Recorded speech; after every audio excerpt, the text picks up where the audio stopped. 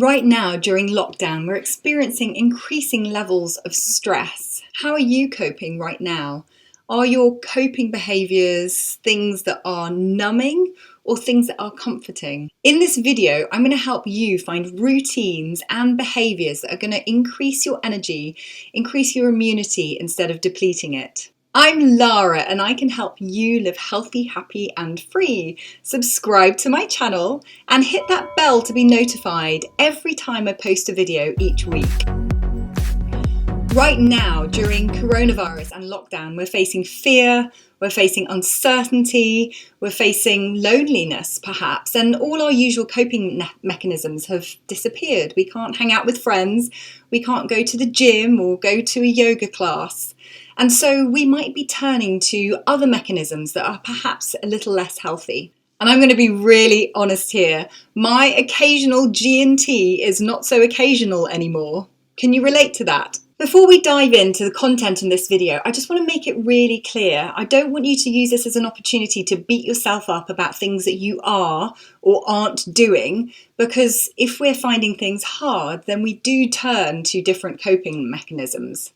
This video is more about exploring whether those things that you're doing are serving you or not. The question is, the way that you are coping at the moment, is it something that is enhancing and comforting, or is it something that's actually numbing? In fact, healthy and unhealthy coping mechanisms can look very similar on the surface.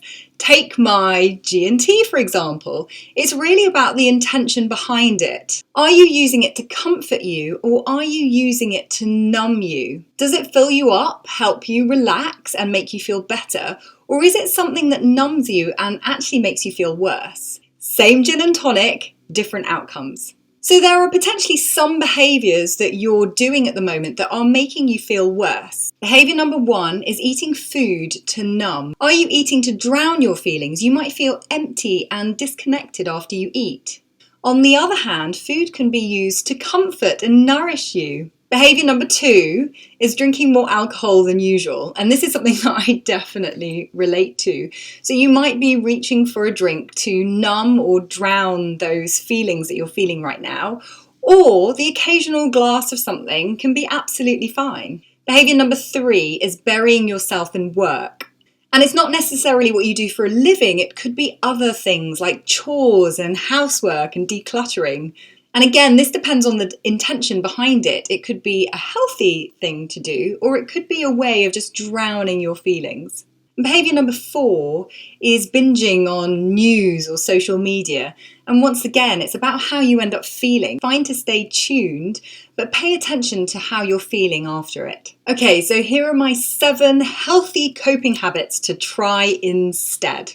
Habit number 1 is to create a cooking ritual. Cooking can sometimes feel like a chore, but this could be a time to try out new recipes or try out new things to cook in the kitchen. Health habit number 2 is to catch up with your friends virtually, of course. So try out Zoom or create a WhatsApp group or hang out on house party. So make sure that you're feeling connected with your close friends. Health habit number 3 is to avoid caffeine in the afternoon.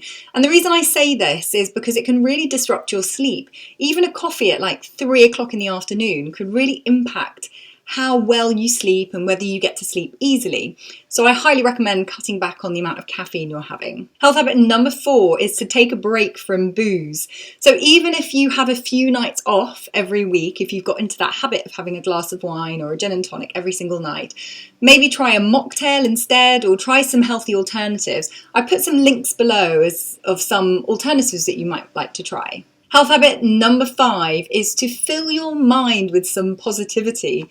So one thing I've been doing to really help me with this is on my Instagram stories, I've been sharing every single day my 100 days of gratitude. So I'm on day whatever it is now, 15 I think it is at the moment, and each day I'm sharing something that I'm grateful for, and honestly switching that focus to things that you're finding in this time to feel grateful for can really help your mindset. Health habit number 6 is to get some good sleep.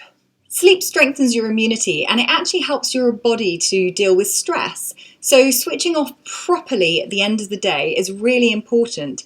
If you're struggling to fall asleep, I highly recommend switching off all technology at least an hour before you go to bed. And health habit number 7 is to move your body.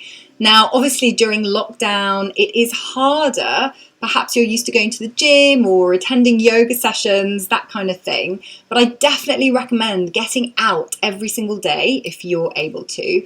And if you're not, then finding things that you can do at home that keep you moving, whether that's attending online classes or finding things on YouTube so that you can keep that energy going. So over to you now. What's the healthiest way that you've been coping?